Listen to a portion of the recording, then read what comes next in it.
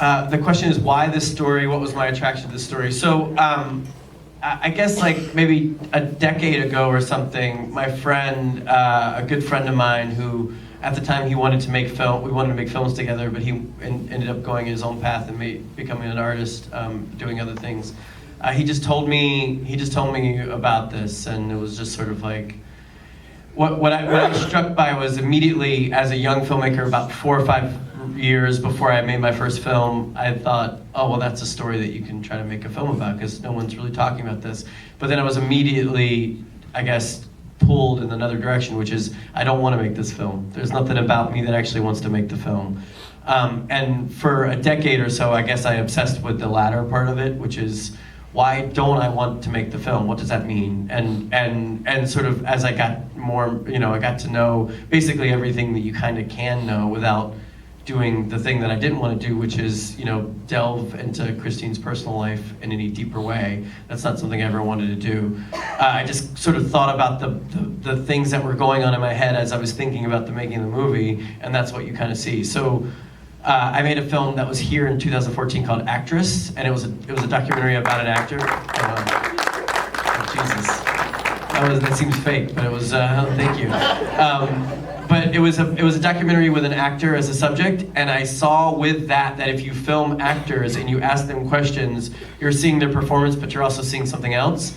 And Kate is a very old friend of mine, and I just sort of thought of the whole thing. It was like, I'll have Kate try to take this role on and try to play this role in a thing that I think is going to fail, and I'm going to set it up to fail, and that's going to be part of what you're watching, is the failure of trying to tell the story. So it goes back to my original thought, which was I'm somewhat obsessed just with the sensational aspect of it. I also knew that I wasn't the one equipped with talent. I'm not the person who should tell the straightforward documentary version of that story in any way, but nevertheless, the nature of her, the fact is what she did was a performance in a very strange way. Like she wanted it to be seen, and yet it's been lost, and so there's all these sort of contradictory things that it brings up, and I just couldn't shake it as a filmmaker, I guess. And somebody had the same idea at Sundance. Yeah, You did.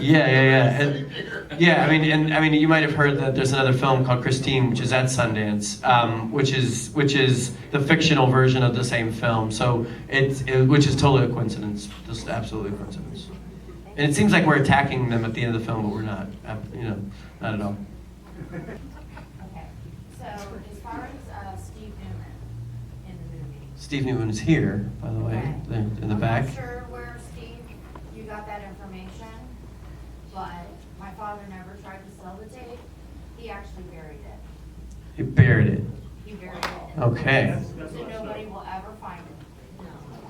Well, that's so. And can you introduce yourself? I am Melanie Nelson. I am the granddaughter of Robert R. Nelson, who owned the television station. Wow, of course. And my father, Robert W. Nelson, is the one that was in possession of it and buried it. Yeah, well, and I mean, he says that That Greg Chubbuck's mother has. Right, exactly, yeah. Unless Well, somebody else in the studio. well, he didn't say. Just to be very clear, he didn't say he tried to sell it. He said his son tried to. He's saying my dad tried to sell it. And that's not the case. Okay. No, it Yeah. was to be hidden.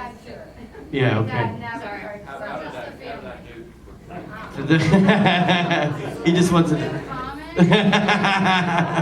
Oh, Well, that's- a real kick in the ass.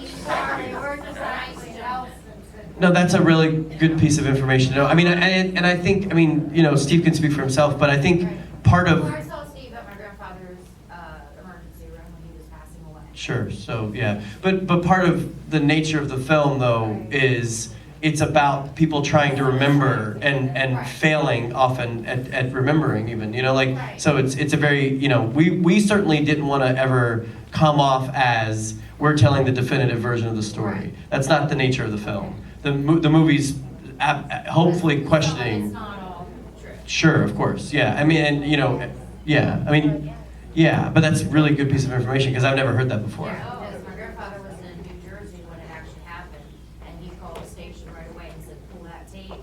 The FBI came. Yeah. And got the tape. I've heard that part absolutely. My Yeah. father ran the radio station. Yeah. And he happened to take over TV because our grandfather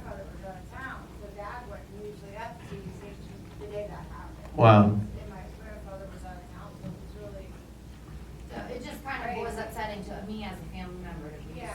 watching My father something never- saying that my dad would sell something when he was a multimillionaire. Sure. Yeah. Sure. And he needed money. I can understand that. And they hid it purposely so that it wouldn't get out. And to be fair to Steve, he wasn't the only person. That's a rumor that Right. persists. And So. it's a wrong rumor. Yeah, sure, absolutely, yeah. Which normally I would say, it's not, the documentary filmmaker is often tasked with sussing this out and trying to find out what the rumors are true or not.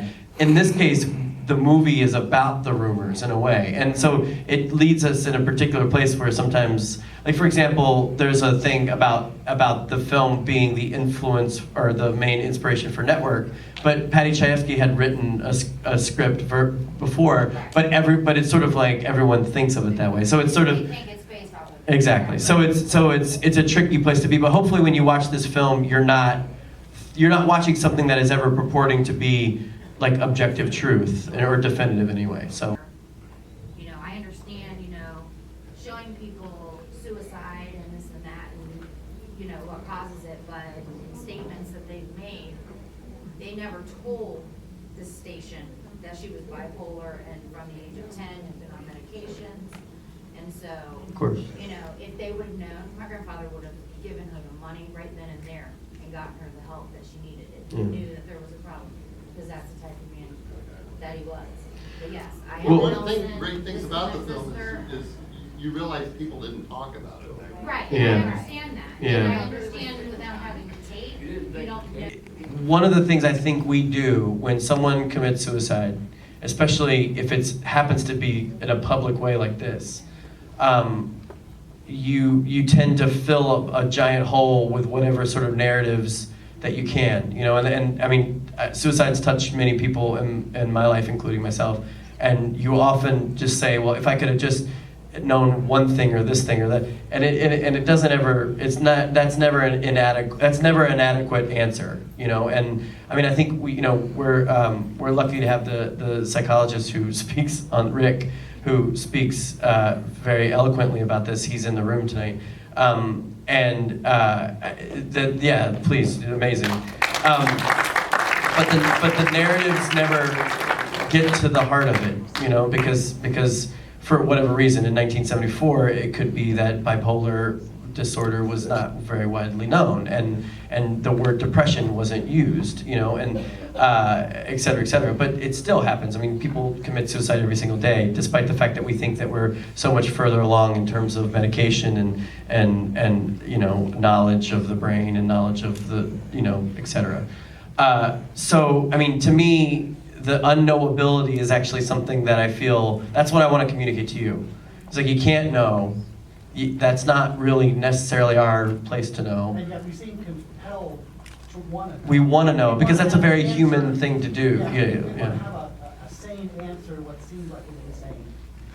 Right. I think it's threatening to us. Yeah, it It's, is. the idea that it's so anti our nature, it seems so threatening to our whole view of the world. And yet we all have at one time or another thought about it. Yeah, Michael's so eloquent when he says, if you say you haven't thought of it, you're lying, and I mean,